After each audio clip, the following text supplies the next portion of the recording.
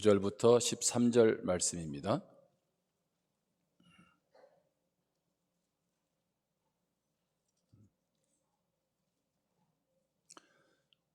제가 말씀을 읽겠습니다. 주의 얼굴을 내 죄에서 돌이키시고 내 모든 죄악을 지워 주소서. 하나님이여, 내 속에 정한 마음을 창조하시고 내 안에 정직한 영을 새롭게 하소서. 나를 주 앞에서 쫓아내지 마시며 주의 성령을 내게서 거두지 마소서. 주의 구원의 즐거움을 내게 회복시켜 주시고 자원하는 심령을 주사 나를 붙드소서. 그리하면 내가 범죄자에게 주의 도를 가르치리니 죄인들이 주께 돌아오리이다. 아멘. 요즘 미디어에서 최고의 트렌드 중 하나는 먹방입니다. 먹는 방송. 여러분 요즘에 그 TV의 프로그램들을 보면 요리 프로그램들이 많죠. 그리고 게스트를 초청해서 먹는 그런 프로그램들이 많이 있습니다. 이렇게 먹는 프로그램이 유행하는 것은 그만큼 우리가 살아가는 삶이 윤택해졌다는 거죠. 이제 잘 산다는 거죠. 예전에는 그냥 먹는 것이 중요했습니다. 배를 채우는 것이 중요했습니다. 그런데 이제는 단순히 배를 채우는 것만이 아니라는 거죠. 어느덧 삶의 여유가 생기면서 더 맛있는 음식, 그래서 맛집이 생겨나고 또 맛집에 줄을 서지 않습니까? 요즘에 여행을 가는 걸 가만히 보면 예전에는 뭐 어느 지역에 가면 무엇을 볼 수 있다, 주로 경치에 관심이 많았다면 이제는 어느 지역에 가면 어떤 맛있는 음식이 있다, 그래서 맛집 투어하는 것을 우리는 보게 됩니다. 어느 순간 이제 먹는 것이 생존의 일부를 넘어서서 삶의 문화가 되고 있습니다. 자, 그런데 먹방은 삶의 윤택함뿐만 아니라 먹방이 왜 유행하는가를 가만히 보면 정신분석학으로 봤을 때 우리 사회는 그만큼 스트레스 지수가 높다는 것입니다. 그러니까 외국 사람들은 우리가 그 TV를 통해서 1시간 동안 먹는 프로그램을 계속 보는 것을 이해하지 못한다는 거죠. 우리 사회가 그만큼 쌓인 스트레스가 많다는 것입니다.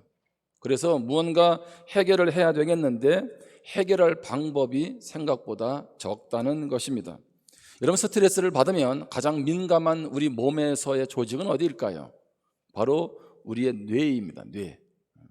뇌는 우리 몸에서 사령부에 해당이 되고 그 뇌의 보급품은 식량과 산소입니다. 여러분, 스트레스를 받으면 음식이 당긴다고 말을 하죠. 음식이 당긴다. 뇌에서 신호를 보내는 것입니다. 자극적이고 빨리 섭취할 수 있는 음식을 먹으라고 신호를 보내는 것입니다. 그래서 초콜릿 같은 단 음식들을 먹게 되고요, 또 짜고 맵고 한 그런 음식들을 우리가 찾는 것을 보게 됩니다. 그래서 여러분, 스트레스 받는 분들이 많은 음식을 섭취하게 되고 또 비만에 이르는 것들을 또 우리가 종종 보지 않습니까? 우리의 삶이 지금 코로나로 인해서 계속 갑갑하고 답답한 상황들이 계속 지속되고 있습니다. 우리의 스트레스가 극에 달하고 있다, 그런 말이죠. 담백하게 산다는 것, 이런 책을 쓴 저자 양창순 씨가 그의 글에서 이런 말을 합니다. 절박하다고 해서 칼날을 잡아서는 안 된다. 제가 이분의 글을 보면서 이 단어가 너무 제 마음에 울림을 줬어요. 삶이 절박하다고 해서 칼날을 잡아서는 안 된다는 거죠. 절박할수록 원하는 목표가 클수록 불안감은 계속 증가가 됩니다. 그러다 보면 우리 뇌가 스트레스를 받게 되고 기억력, 판단력, 집중력이 떨어지게 됩니다. 그렇게 절박한 상황 속에 몰입하다 보면 자기도 모르는 순간에 잡지 말아야 될 칼날을 잡는다는 거죠. 하지 말아야 될 행동을 하게 된다는 것입니다. 어떻든 이러한 스트레스, 이러한 먹방들을 보면서 우리는 어떻게 해야 합니까? 이 부분들을 잘 극복해 가야 되는데 그 상태로 계속 살아가다 보면 우리의 삶이 메말라진다는 거예요. 건조해진다는 것입니다.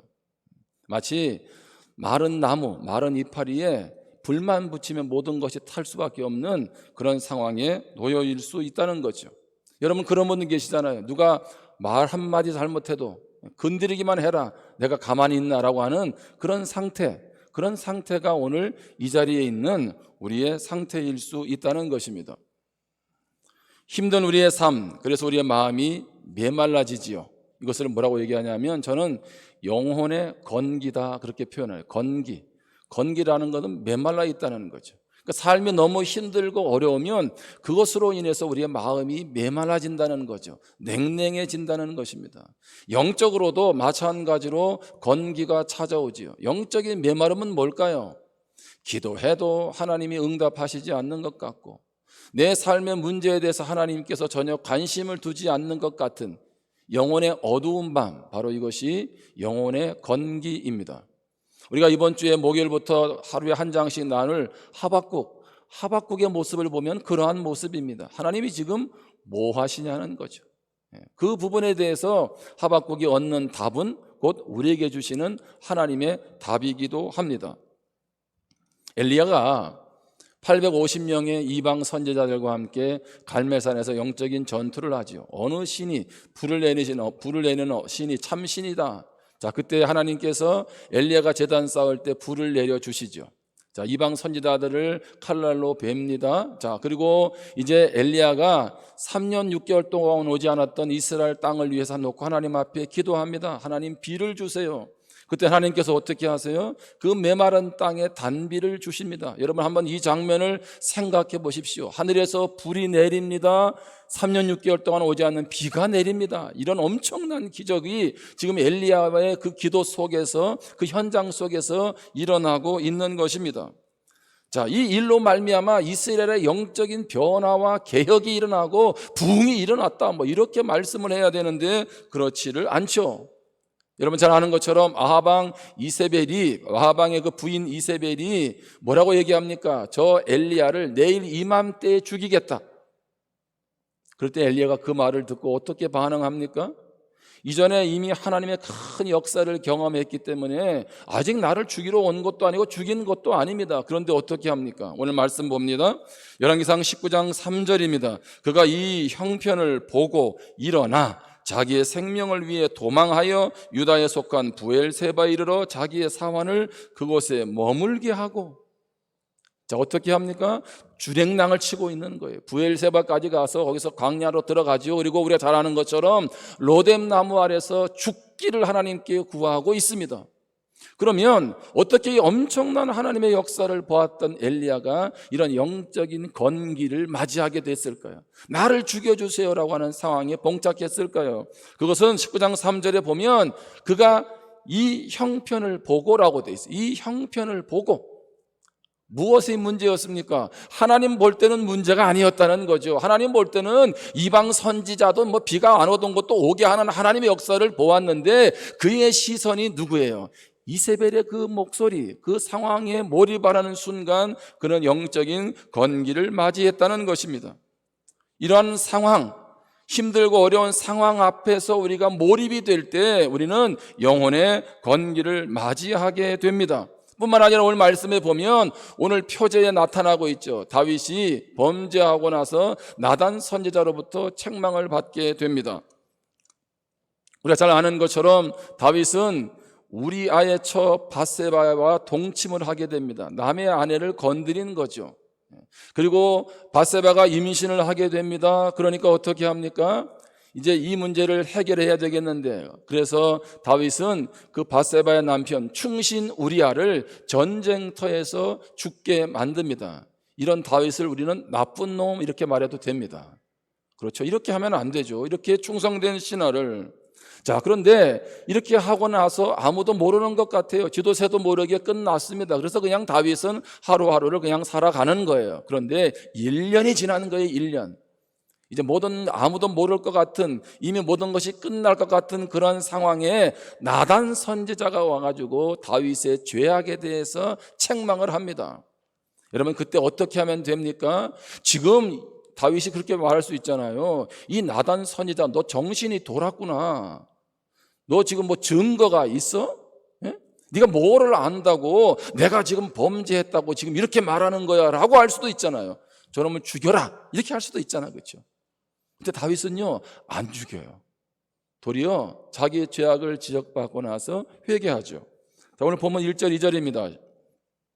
하나님이여 주의 인자를 따라 내게 은혜를 베푸시며 주의 많은 긍휼을 따라 내 죄악을 지워주소서. 나의 죄악을 맑게 씻으시며 나의 죄를 깨끗이 죄하소서. 다윗은 뭐라고 하냐면 하나님 나 잘못했습니다. 아마 다윗 마음 가운데 늘 이 문제가 하나님 앞에서 걸림이 된 것 같아요. 그러니까 그 지적 앞에서 그는 두말하지 않고 하나님 나 용서해 주세요. 잘못했어요. 죄 좀 씻어주세요. 왜 그는 이렇게 하나님 앞에 회개할까요? 영혼의 건기는 삶의 환경 때문에도 오고 힘든 일로도 오지만 영적으로 하나님 앞에 바로 서지 못할 때, 죄악 가운데서 그것을 그냥 덮고 그냥 살아가게 될 때 영적인 건기가 우리에게 찾아온다는 거죠. 그러므로 이런 영혼의 건기, 영적인 건기가 올 때 우리는 회복을 위해서 어떻게 해야 합니까? 기도의 자리로 가야 돼요. 기도의 자리로. 기도의 자리로 간다는 것은 하나님 앞에 선다는 것입니다. 하나님 앞에 서게 될 때 나를 정직하게 대면할 수 있고 회복의 은혜를 경험하게 되기 때문에 그렇습니다. 시편 51편 9절 10절입니다. 주의 얼굴을 내 죄에서 돌이키시고 내 모든 죄악을 지워주소서. 하나님이여 내 속에 정한 마음을 창조하시고 내 안에 정직한 영을 새롭게 하소서. 그런 기도하면서 초점이 지금 어디에 있습니까? 하나님, 내가 이대로는 안 됩니다. 이 상태로는 답이 없습니다. 나를 새롭게 해 주십시오. 내 죄악을 용서해 주십시오. 마음은 그 마음이었는데, 이전에 살아왔던 마음이었는데 어떻게 해요? 하나님, 나의 마음을 새롭게 해주세요. 나에게 거짓된 마음, 죄악된 마음을 정직한 영을 부어주셔서 새롭게 하세요. 여러분, 오늘 이것은 지금 코로나 시대를 살아가는 우리를 향한 하나님께서 요구하시는 말씀이기도 하고 다윗의 울부짖음이 우리의 울부짖음이 되기도 해야 합니다. 하나님, 이대로는 안 되니 하나님 나를 새롭게 하세요. 나의 심령을 새롭게 하십시오. 여러분, 그냥 살아가는 것이 아니라는 얘기입니다. 어떻게 그냥 무덤덤한 상태로 은혜가 있는지 없는지 그냥 그런 상태로 우리는 살아가는 사람들이 아니라는 겁니다. 어쩌면 다윗은 1년의 시간을 보내면서 마음 가운데 얼마나 큰 고통과 아픔이 있었겠어요. 그 마음에 진정한 만족이 없었다는 거죠. 왕이라고 하는 그 지위는 있었는지 모르지만, 여러분, 지금 내 직장이 있는지는 모르겠어요. 내 아이들은 건강한지 모르겠습니다. 그런데 내 영이 오늘 지금 다윗처럼 어떻게 합니까? 죽어 있을 수 있다는 거죠. 그래서 어떻게 합니까? 나를 새롭게 해 주십시오. 우리가 영혼의 건기를 맞이할 때 우리는 다윗처럼 기도해야 돼요. 그런데 어떻게 기도해야 됩니까? 첫 번째는 하나님 앞에서 잠잠해야 합니다. 하나님 앞에서. 하나님 앞에 머물러야 된다는 겁니다. 오늘 시편 51편 1절에 보면 하나님이여 주의 인자를 따라 내게 은혜를 베푸시며 주의 많은 긍휼을 따라 내 죄악을 지워 주소서. 다윗은 문제 앞에 어떻게 합니까? 하나님 앞에 나아갑니다. 하나님의 은혜와 긍휼을 간구합니다. 나의 죄악을 생각하면 너무 부끄럽습니다. 그러나 자신의 죄악보다도 하나님께 그의 시선을 집중하고 있습니다.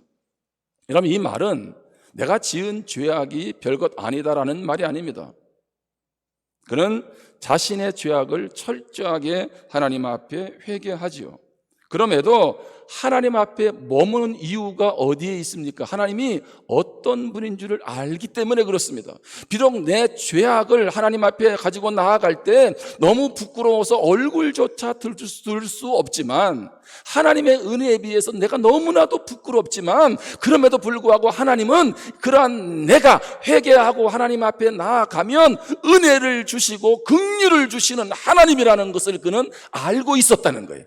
여러분, 이것이 중요한 겁니다. 내 삶의 문제가 어떠하든지 하나님은 능히 나에게 은혜를 주시고 긍휼을 베푸시는 분이라는 거죠. 여러분, 어떤 문제가 있을 때 나를 돌아본다는 것은 참으로 축복입니다. 그런데 자기를 성찰하고 분석을 하는 것은 좋지만 끊임없이 지나치게 자기를 성찰하게 되면 어떤 일이 생길까요? 우울증에 빠지게 되죠. 그리고 거짓 회의 속에 휘말리게 됩니다. 나를 돌아보는 것은 좋습니다. 그런데 끊임없이 나에게만 집중하면 답이 생기는 것이 아니라 답 없는 인생이 된다는 거예요. 다윗은 나의 죄악 앞에서 나의 인생에 답이 없는 것을 그는 알고 있어요. 알고 있으니까 그는 지금 뭐라고 얘기하고 있는 것입니까? 그럼에도 하나님께 나아가면 답이 있다. 그래서 그는 하나님 앞에 지금 머무르고 있는 것입니다. 오늘 우리가 영혼의 번개를 맞이할 때 우리의 답은 어디에 있습니까? 하나님 앞에 있습니다. 그래서 시편 46편 10절에 보면 이르시기를 너희는 가만히 있어 내가 하나님 됨을 알지어다. 너희는 가만히 있어 내가 하나님 됨을 알지어다. 제발 분주하게 여기저기 돌아다니지 말고 제발 내 앞에서 머물러 서서 내가 너의 인생 가운데 어떻게 지금 하고 있는지, 내가 어떤 사람이 어떤 분인지를 하나님은 알기를 원하십니다. 우리가 하나님 앞에 잠잠히 서야 될 이유는 결국 우리의 영적인 만족, 삶의 만족은 하나님께로부터 주어지기 때문에 그래요. 그러려면 어떻게 해야 합니까? 그분을 알아야 답이 나오지 않겠어요? 그러니까 하나님께서 내가 하고 있는 그 문제를 해결하려고 하는 모든 상황들 좀 내려놓고 먼저 나 좀 알으라는 거예요. 나 좀 알면 거기에서 하나님의 해결책이 주어진다는 거죠. 우리는 삶의 문제 앞에서 하나님 앞에 멈추어서는 그 시간이 하나님께서 우리에게 요구하시는 시간이라는 것입니다. 여러분, 이스라엘 백성들이 광야로 나아가서 수르 강야를 들어가게 되죠. 자, 그리고 사흘길을 걸어갑니다. 우리가 잘 아는 것처럼 마라에 도착하게 됩니다. 마라라는 뜻은 쓰다는 것 아니겠어요? 자, 그들이 얼마나 목이 말랐겠습니까? 물을 마시려고 하는데 물이 써서 먹지를 못하죠. 그때 모세는 기도합니다. 하나님은 한 나무를 통해서 물에 던짐으로 쓴 물이 단물이 되게 하시죠. 출애굽기 15장 27절입니다. 그들이 엘림에 이르니, 이스라엘 백성들이 엘림에 이르니 거기에 물샘 12과 종려나무 70그루가 있는지라 거기서 그들이 그 물 곁에 장막을 치니라. 자, 이 말씀은 마라에서 조금 더 가고 나니까 엘림이 있다는 거예요. 엘림에는 물샘 12, 종려나무 70개가 있으니까 얼마나 그곳은 물이 많겠습니까? 이스라엘 백성들이 마실 물이 충분하게 거기에 주어져 있다는 거죠. 자, 그러면 한번 가만히 보세요. 이 백성들은 지금 하나님은 이미 엘림이라는 곳에 물을 준비해 뒀어요. 그런데 어디에서 원망하고 있어요? 마라에서 원망하고 있어요. 물론 마실 물이 없으니까 힘들겠죠. 근데 하나님은 이미 무엇을 준비하고 있어요? 이미 엘림에 물을 준비하고 있다는 거예요. 백성들은 뭐예요? 보지 못하고 있는 거죠. 환경에만 지금 몰입되어 있는 것입니다. 여러분, 그렇다면 하나님은 왜 마라에 쓴 물을 허락하셨습니까? 성경은 출애굽기 15장 25절에 보면 모세가 여호와께 부르짖었더니 여호와께서 그에게 한 나무를 가리키시니 그가 물에 던지니 물이 달게 되었더라. 거기서 여호와께서 그들을 위하여 법도와 율례를 정하시고 그들을 시험하실세. 하나님은 마라에서 아예 시원한 물을 주시든지 아니면 이미 하나님은 엘림의 물을 준비해 두셨지만 왜 마라에 쓴 물을 두셨냐는 거예요. 그것은 그들이 하나님을 의지하나 의지하지 않느냐를 테스트하셨다는 것이죠. 여러분, 하나님은 우리를 시험하세요. 근데 여기서 말하는 시험은 테스트죠. 그건 무엇입니까?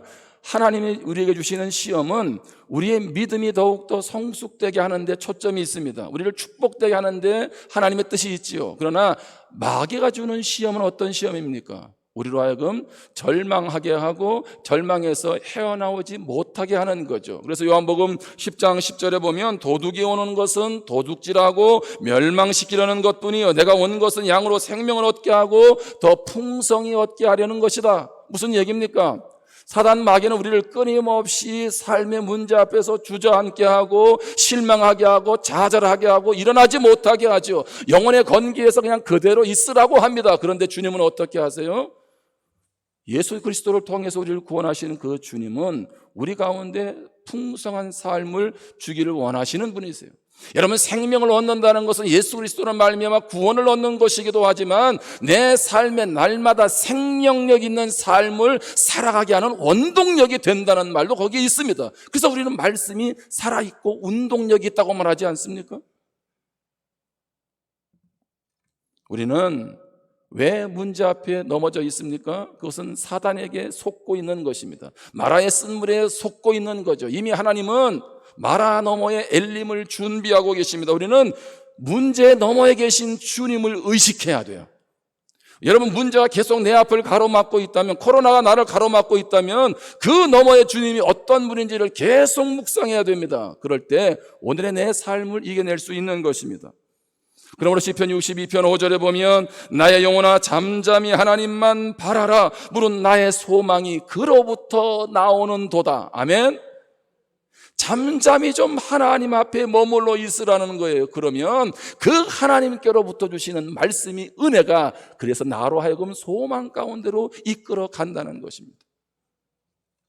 그렇게 우리는 영혼의 건기를 맞이할 때 하나님 앞에 잠잠히 머물러야 합니다. 또 한 가지 기억할 것은 하나님만을 구해야 합니다. 하나님만을.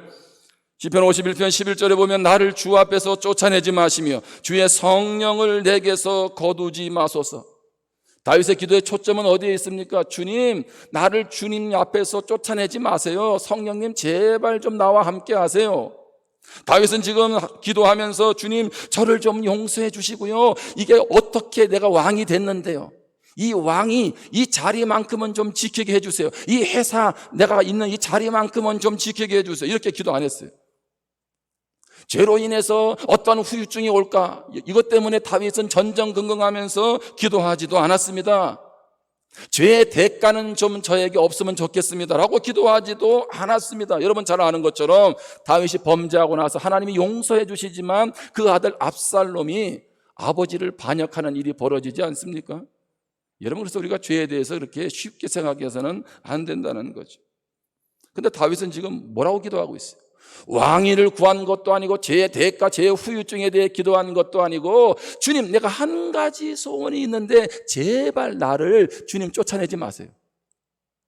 제발 성령님, 제발 나와 좀 함께 해주세요.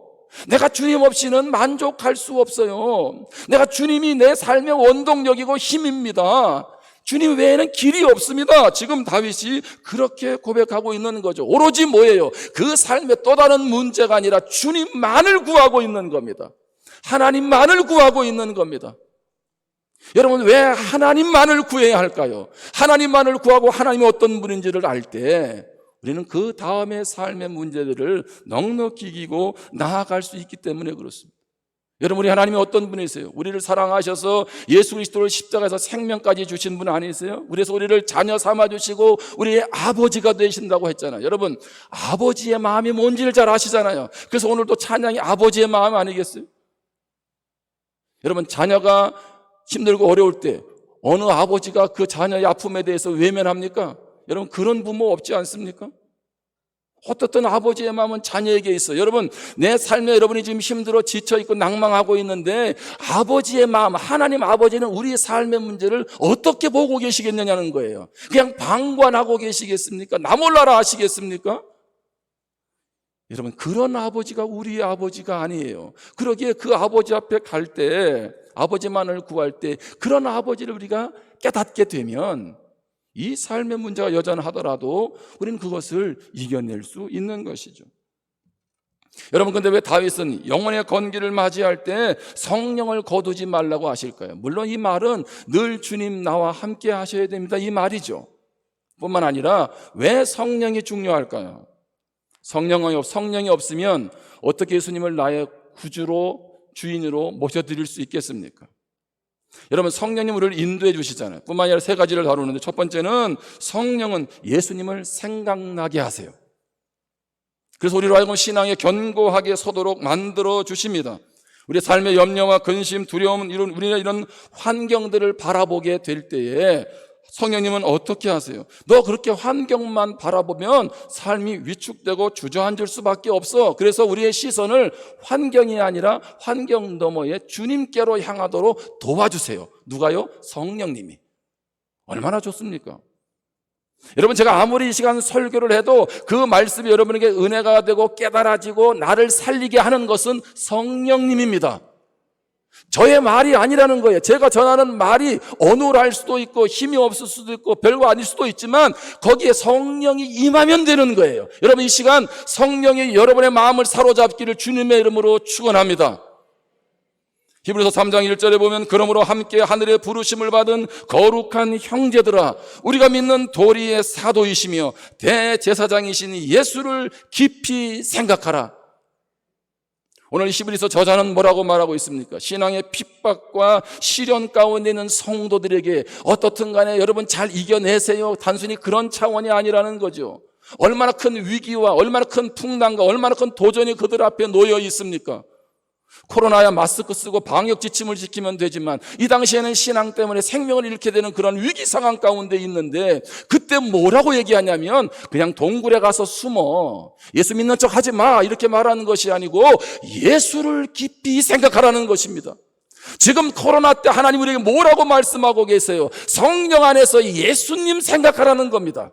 그분이 어떤 분인지, 그분이 우리를 얼마나 사랑하는지 그분을 알게 되면 우리 인생의 진정한 답을 얻게 되고 이 고난도 우리가 이겨낼 수 있다는 것이죠. 뿐만 아니라 요한복음 15장 26절에 보면 내가 아버지께로부터 너에게 보낼 보혜사 곧 아버지께로부터 나오시는 진리의 성령이 오실 때 그가 나를 증언하실 것이요. 예수님이 어떤 분이신지를 계속적으로 그분이 하시는 것들을 우리에게 알려주시고 힘을 주시는 분이 바로 성령님이라는 거죠. 또 한 가지 기억할 것은 성령은 약속의 말씀을 통해 우리로 하여금 견고한 신앙에 서도록 만들어줍니다. 마귀는 우리의 생각을 끊임없이 공격합니다. 부정적인 생각을 가져옵니다. 이제 더 이상 답이 없다고 계속 그런 생각을 우리에게 몰아주고 있습니다. 하나님을 신뢰하지 못하도록 방해합니다. 우리가 이 마귀의 계계를 이기고 굳건히 서려면 말씀 위에 서야 되잖아요. 근데 그 말씀이 말씀되게 하도록 하나님이 약속하신 그 모든 약속의 말씀이 내 안에 이루어지도록 확증하시는 분이 성령님이시라는 거예요. 요한복음 14장 26절에 보면 보혜사 곧 아버지께서 내 이름으로 보내실 성령 그가 너희에게 모든 것을 가르치고 내가 너희에게 말한 모든 것을 생각나게 하리라. 두려움 가운데 있는데 두려워하지 말라. 내가 너와 함께한다. 내가 너를 붙들어준다. 능력 오른손으로 다시 일으켜주겠다. 누가 생각나게 하세요? 이 약속의 말씀을 누가 생각나게 하세요? 성령님이 하시는 줄 믿습니다. 길이 안 보일 때 주님 주신 그 말씀으로 하여금 나에게 생각나게 하시고 나를 살리게 하시는 분이 바로 성령님이라는 거예요. 뿐만 아니라 성령은 우리의 연약함을 도와주십니다. 삶의 문제 앞에는 우리들을 향하여서 어떻게 이 문제를 해결해야 될지 모르는 상황에서 그래서 더 이상 나도 어떻게 할 수 없어서 스톱해가지고 멈추어 있는 나를 향해서 성령은 어떻게 하세요? 도우신다는 거예요. 로마서 8장 26절에 보면 이와 같이 성령도 우리의 연약함을 도우시나니 우리는 마땅히 기도할 바를 알지 못하나 너무 힘들고 오니까 어려우니까 기도도 안 나오는 거죠. 기도도 안 나와요. 오직 성령이 말할 수 없는 탄식으로 우리를 위하여 친히 간구하시느니라. 할렐루야. 여기에 우리의 연약함이라는 건 뭐예요? 나도 어떻게 할 수 없어요. 인내하고 견디어 왔는데 이제 나도 어떻게 할 수 없습니다. 그런데 어떻게 해요? 그래서 기도조차 할 힘도 없어요. 하나님을 의지할 힘조차 없어요. 그런데 어떻게 합니까? 성령이 우리를 위해서 기도하신다. 위로가 안 되세요? 주님이 나를 붙잡고 있다는 거, 하나님이 나를 붙잡고 있다는 거, 성령이 나의 삶을 붙잡고 인도해 간다는 것, 이것처럼 큰 위로와 축복이 어디에 있습니까? 우리는 영혼의 건기를 맞이할 때에 바로 이 주님께 우리의 시선을 두어야 합니다. 그러기 위해서 잠잠히 하나님만을 주목해야 합니다. 그때 성령께서 우리를 만져주시는 것들을 보게 됩니다. 이제 한 이야기만 하고 마치겠습니다. 지난 주간에 우리 왼쪽 어깨 인대 수술을 한 집사님하고 남자 집사님하고 대화를 나누게 됐습니다. 우리 집사님이 이제 왼쪽 어깨인대 수술을 하고 나서 더 힘들었던 게 뭐냐면 12년 전에 전립선 수술을 했대요. 남자분들은 잘 아시지만 전립선 수술하면 어떻게 됩니까? 밤에 1시간 단위로 잠이 깨야 되잖아요. 그죠? 여행도 멀리 못 가고 얼마나 불편하겠어요. 근데 이제 어깨인대 수술을 하고 나서 이제 병원에 입원을 했는데 환자들이 같이 많이 있잖아요. 그러면 본인은 시간 깨어서 이제 그 링거를 단 걸 끌고 소리를 내서 화장실을 가야 되는데 이게 너무 부담스럽다는 거죠. 다른 사람들 이제 잠을 깨울까 봐. 근데 감사한 거는 그렇게 수시로 깨가지고 화장실을 가는데도 아무도 깨지 않고 잠을 잘 자더래요. 그만큼 아마 하나님이 그 병실에 있는 환자들에게 다 이렇게 잠을 잘 자는 분들만 아마 거기 배치해 놓으신 것 같아요. 근데 이분이 이제 그러고 나서 어떻든 간에 이제 퇴원을 앞두고 있는데 제가 이제 병문안을 가게 됐어요. 가서 같이 얘기를 나누고 집사님 인대 수술을 했으니까 하나님 이제 인대가 잘 붙고 이제 회복될 수 있도록 하나님 도와주세요라고 이제 기도를 했어요. 기도를 하고 왔는데 그날 어떤 몸의 현상이 하나 일어나기 시작하더니만 그날 전립선이 다 나았다는 거예요. 네? 전립선이 다 나가지고 그날 이후로 한 달 동안 잠을 잘 주무셨답니다. 깨지도 않고. 집사님이 놀란 게 아니라 제가 놀랐어요. 여러분 너무 신기하지 않아요? 나는 집사님 어깨 인대 수술을 했으니 잘 회복되도록 기도를 했는데 집사님은 지금 전립선이 다 난 거예요. 그럼 이걸 어떻게 이해하셔야 돼? 제가 그때 떠오른 말씀이 있었어요. 에베소서 3장 20절입니다. 우리 가운데서 역사하시는 능력대로 우리가 구하거나 생각하는 모든 것에 더 넘치도록 능히 하실 이에게. 아멘? 우리 하나님은, 우리 성령님은 어떤 분이세요? 우리가 구하는 것만 주세요? 그러면 인대를 잘 회복되도록 도와주셔야지. 내가 구했어요? 전립선 치료해달라고? 전립선이 문제 있는 저는 그것도 모르는데. 근데 하나님은 구하거나 생각한 것, 뭐예요? 그것을 넘어서서 역사하셨죠. 아멘? 누가 하셨어요? 김정성 목사가 이게 좀 능력이 임했나? 누가 하셨어요? 성령님이 하셨어요. 저도 잘 몰라요. 왜 인대를 기도했는데 전립선이 났는지는. 근데 중요한 것은 우리가 연초에 20일을 금식하며 달려왔고 계속 기도하고 있잖아요. 하나님이 계속 우리 가운데 지금 뭔가를 계속 행하시고 있다는 거죠. 저는 그게 중요하게 여겨지는 거예요. 하나님이 지금 뭔가 우리 가운데 계속 행하고 계세요. 코로나와 상관없이 계속 우리를 만나주신다는 거죠. 여러분 이럴 때 여러분들이 영적으로 민감하게 반응하셔야 돼요. 제가 수요일 날 저도 힘들어요. 저녁마다 이렇게 집회하면 왜 기도하자고 하겠습니까? 오늘 성령이 행하실 때 우리가 성령의 파도를 타야 되거든. 물론 그분은 우리의 육체를 치료하실 수도 있을 거예요. 그러나 우리의 마음도 치료하실 수 있는 분이고 새로운 삶의 활력을 주실 수도 있고, 아멘? 다시 우리가 말씀 앞에 설 수 있도록 우리 가운데 역사하는 분이라는 거죠. 우리의 초점은 어디에 있습니까? 그분이 행하시는 거기에 초점이 있는 것 아니겠어요? 여러분 이 시대에 하나님의 살아계심이 없는데 그 누가 예배 자리로 옵니까? 하나님이 내 삶에 살아계시는 하나님으로 경험되지 않는데 그 하나님이 내 삶에 무슨 의미가 있어요? 그런 하나님 앞에 내가 11조를 드린다?